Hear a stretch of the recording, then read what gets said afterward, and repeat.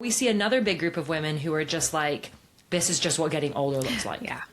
This is just aging. I have two rules when it comes to this. One is we get to feel as awesome as we want to at any age. Age is never an excuse. Do our bodies change? Absolutely. So just because we're getting older, we don't settle for less because of that. So we get to feel as awesome as we want to. Welcome to the Modern Menopause podcast. We are back with myself and Dr. Robyn, and the BS/myth that we are tackling this week is, what is perimenopause? Now, we're not saying perimenopause is a myth. Quite the opposite. Perimenopause is a very real thing. The myth is how perimenopause is described, which is the transition period before menopause, which tells you absolutely fuck all about perimenopause, which is why most women feel like they are going a little bit insane. So to kick this off, Dr. Robyn, I actually wanted to talk about something that I see a lot in my practice. I know you talk to a lot of women in perimenopause as well, but I see a lot of women who have come to therapy as a last resort. They're doing all the right things. They're eating pretty good. They're working out. They have a social life. Often they're parenting, they're working. They go to their doctors and maybe they get prescribed antidepressants or anti-anxiety medication. We see a lot, and they don't really feel like it helps. Things still feel shit. And this is sort of pretty common. And they come in and they're like, what's wrong with me? What am I not doing right? Because maybe I'm struggling in my relationship. I'm struggling with my motivation. I'm just struggling. And I don't know what the hell is going on, because it kind of creeps up on them. And so for these women, I will often try and steer them towards saliva testing, hormone testing, especially when they get into their late 30s, early 40s, and then definitely when they're sort of over 45, I'll be saying, hey, have you had your hormones tested? Have you kind of looked at what's going on with you physiologically? Because this is something that we see all the time. We get tons of questions about this. It's a big topic of conversation. It's big on social media right now. But what the hell is perimenopause? Yeah. What does it look like? What does it feel like? When is it happening? Because the period before menopause is one of the worst definitions out there. Totally. Well, and I love that women are starting to realize that this really can be happening in 30s, in our late 30s, early 40s. Unfortunately, a lot of women are still being told, like, nope, you're too young for perimenopause, which really isn't the case. So we think of the average age of menopause, and menopause is officially defined as 12 consecutive months without a period. The average age is about 51 and a half. But this is not a light switch. It just doesn't happen one day. And so that transition period can be, I think some sources say 7 or 8 years plus or minus 5. And so if the average, right? So nice and concise. The average age is 51 and a half, and somebody's on the, longer side of that, she's transitioning for 13 years, hormonal fluctuations, or maybe, that's average. So some women are older and some women are younger, and it's completely normal to become menopausal at like 42. Early, yeah, but still normal. And so that woman who becomes menopausal at 42 is going to be having symptoms in her late 30s and beyond, and end up being sent, with her antidepressants or anti-anxiety meds to therapy because no one's recognizing it for what it really is. And I think for a lot of women, right, they start to feel like they're going, I think we see one of two things, right? We see women who feel like, God, am I going crazy? Like, am I just having these big reactions, these big mood swings? I'm struggling to sleep. And then, most people, if you're sleeping terribly and you feel like things are going wrong, feeling depressed and feeling really down is an appropriate response. So we see a lot of women like that, or we see another big group of women who are just like, this is just what getting older looks like. Yeah. This is just aging. I'm aching and my joints hurt because I'm getting old, or I don't sleep because, my kids are up in the night, and this is I just don't sleep so good now. And so how would you address that? Because I think that is one of those common symptoms, which is, it must just be me. It's either aging or it's me. No, that's one thing I want every woman to understand. I have two rules when it comes to this. One is we get to feel as awesome as we want to at any age. Age is never an excuse. Do our bodies change? Absolutely. But we know what's changing. We know that when we're older, we're losing muscle. So we know what to do to combat that. We know hormones are changing. We have tools to address that. So just because we're getting older, we don't settle for less because of that. So we get to feel as awesome as we want to. Then my other rule of thumb here is that, symptoms are our body's way of saying that something is off. So if we're experiencing a symptom, we're more tired than we think we should be, or we're more irritable than we used to be, we're more short with our families than we used to be, all of a sudden we can't sleep. That's the body's way of saying something's off. And it's our job to get to address that. Now, I realize that a lot of these women, in this group that we're talking about, probably are going to their providers and asking for support and either not getting a solution or maybe getting a solution that's more like, stress less, you'll be fine. Your life is just busy. We hear all these things, but then it's time to get another provider on our team. Providers work for patients. It's not the other way around. So, if our healthcare providers aren't taking us seriously or helping us, get to some answers and some legitimate ways to address what's going on, get another opinion, hire another provider. So to that end, because, women are getting just rubbish advice. They're getting told, stress less. Oh, just take something off your plate, which for a lot of women just isn't feasible. We've already kind of touched on the fact that the definition of perimenopause is largely garbage. But why don't you talk and tell our listeners a little bit about what is happening hormonally when women start to get into their late 30s, early 40s and progress? Because I think that that's sort of the challenge is, sure, we know what menopause is. It's 12 consecutive months without a period. But what actually defines perimenopause? Yeah, so great question. As we're transitioning into menopause, we're in that perimenopausal period, that vagueness. Yes, our hormone levels are changing. And what's happening is we're having fewer and fewer ovulatory cycles. So each cycle that we have, typically when we're younger, not for everybody, but most of the time, we're going to express an egg. An egg is going to leave the ovary. And when that happens, our bodies make some progesterone in larger amounts. And then if we don't get pregnant, that progesterone level lowers. And so does our estrogen, and the cycle starts again. But as we're becoming menopausal, we're having less and less of those cycles where we express an egg. Or maybe we express an egg, but the tissue that it comes from doesn't hang around and do its job long enough. So we're seeing progesterone levels plummet while we still might be making estrogen, especially in our fat cells. So we get this imbalance, and that might be making estrogen. And we get an imbalance between the two. And that imbalance can feel like PMS all the time, irritability, maybe breast tenderness, bloating, just not feeling like ourselves. I hear women tell me that all the time. I don't know how to explain it. I just don't feel like myself. And that is quite often the gap, we call it, between the two as those levels change. And then we have this idea that as women are becoming menopausal, estradiol in particular, that estrogen, we have 3, but estradiol in particular, levels decline. And yes, overall, for a lot of women, they are declining, but really what they're doing right now is fluctuating.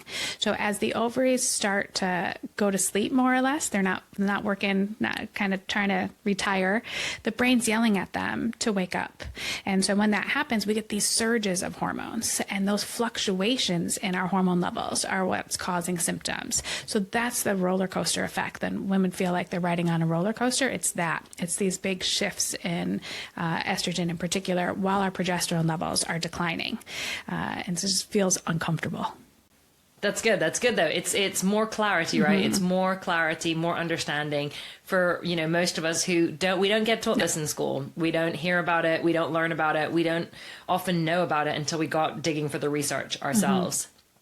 To that end, I'm actually going to dive in now with some questions because we have a bunch of questions. For those listening to our podcast for the first time, every Modern Menopause includes questions from real customers, from real people. If you yourself have questions about myths in menopause, be sure to drop them in the comments, and we will always include them in different episodes depending on the topic. And so we have a bunch for this week, and some of them are just fantastic. So I'm going to dive right in. Here's a great one. I was completely blindsided by perimenopause. Nobody prepared me for this. What are the first signs that women should be watching for, ideally before it hits full force? This is a great question. And while signs and symptoms can vary for everybody, probably one of the most common symptoms that people start to see first before we're getting a lot of continual bothersome symptoms are changes in our menstrual cycle. So periods start getting a little shorter. Maybe what was a 28-day cycle is now a 26-day cycle. Maybe there's a little bit more bleeding, whether it's just slightly heavier than it used to be, or instead of bleeding for 3 days, we're bleeding for 4. Changes like that can often come first, or maybe PMS is 10 or 20% more. It's just starting to get a little bit more. These are signs from our body that things are starting to shift. Yeah, that's a good one, because I think, this is funny because our next question addresses the other side of this, which is, are women tracking? Are they thinking about doing this? Because if you are reaching that age, it can be a good idea to say, hey, you know what, I'm going to start using my iPhone. I'm going to start using an app, right, to track this stuff, to see what is going on, and see what that looks like. What about for ladies on birth control, though? What about for ladies who might not be seeing their cycle because they're on, pill, IUD, they're not getting periods, or their periods are more controlled? They can still become symptomatic as this shift happens. Usually from what I see in my experience, it typically happens maybe a little bit later or less, more subtly, not huge swings or severe, because birth control pills and things are really working to keep our hormone levels at a steady state. So it's taking away some of our body's own fluctuations.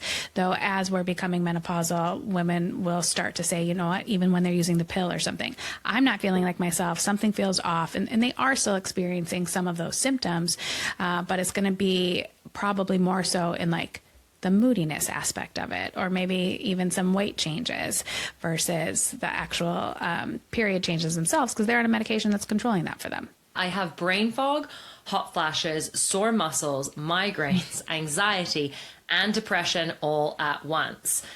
For anyone listening, if this sounds like you or someone you know, this is a good episode to share, because obviously this lady's got a lot going on, right? Which I think is probably true for a lot of people.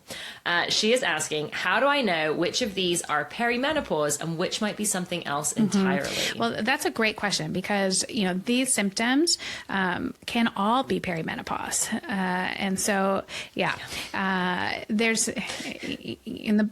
Yeah, if you were hoping for, maybe there's something else. No, very well could just. This is even the short list. Yeah. There's 25 more we can add to this if you're curious.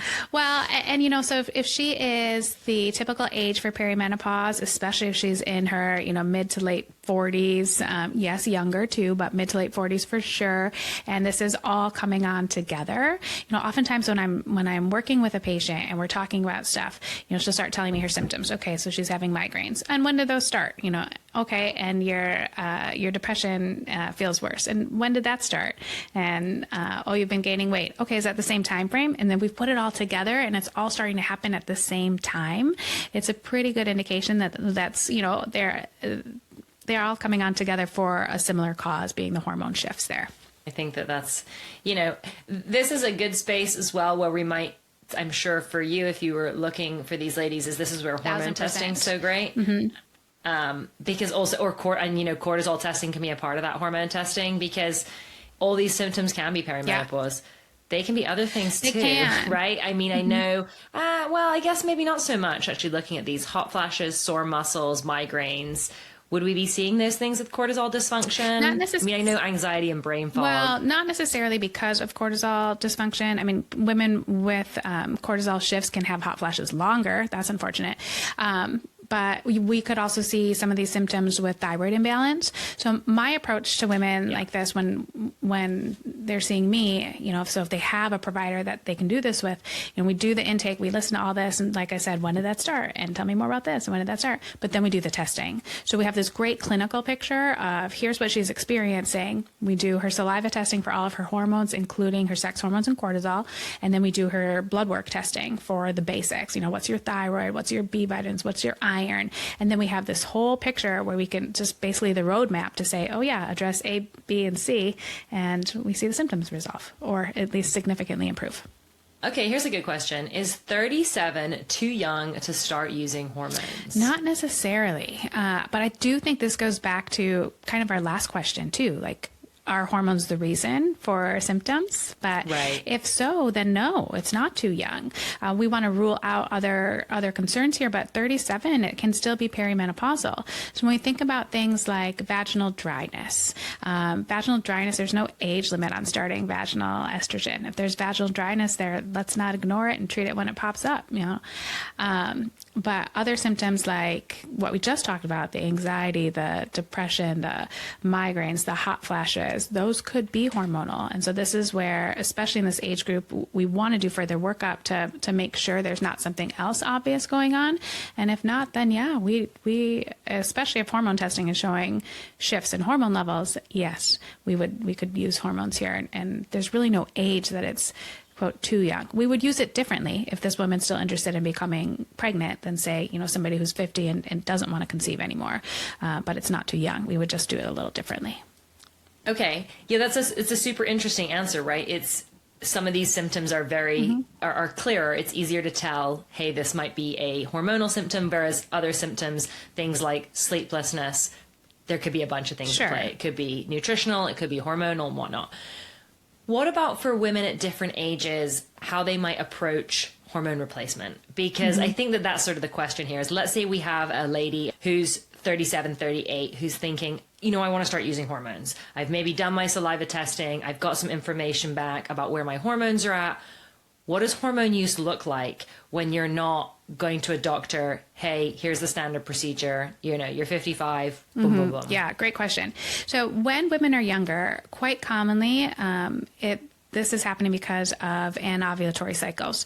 So maybe she has something called PCOS, or it's affected by stress, or she's becoming perimenopausal. But when that happens, it's not. Is rarely that she needs estrogen. Most of these women are going to do pretty well with progesterone, which I realize this is different from our conventional approach. It is an off-label approach. I'm seeing it done more and more, but it's what these women need and what helps them feel better, address the vast majority of these symptoms.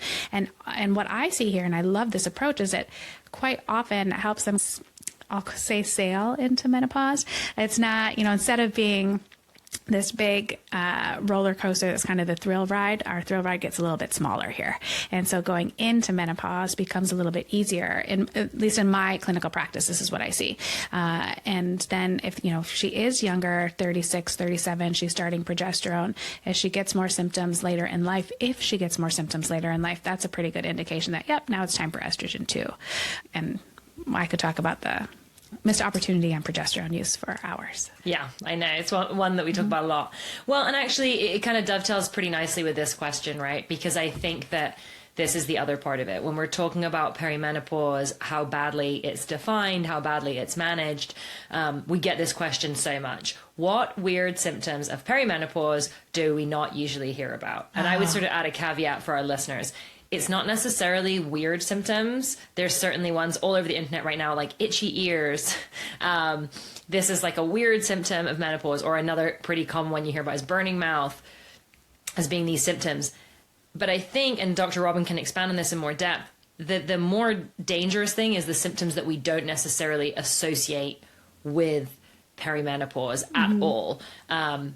What about some of those? That things that people it might not occur to them, hey, something else could be going on here that's hormonal. So instead, a lot of people will try and use other supplements or nutritional changes or lifestyle changes.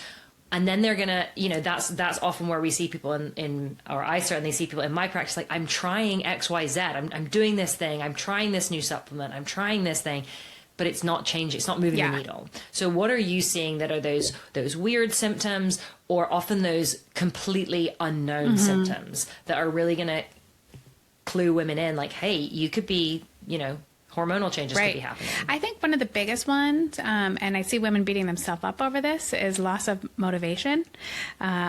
They used to love going to the gym, and now they don't want to get off the couch. They used to love going out with their friends, and now they're turning down, social invites, or really they just don't feel driven to do much anymore, and they're kind of stuck in a case of the shoulds. I should be doing this, I should be doing that, and it becomes more guilt, and it's another stressor, and this and that.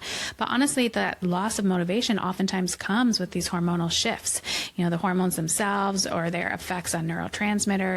Multiple reasons why, but I see that a lot, and people just kind of beat themselves up about it and call themselves lazy, when that's not necessarily the case. That could actually be something going on. I think that's a big one.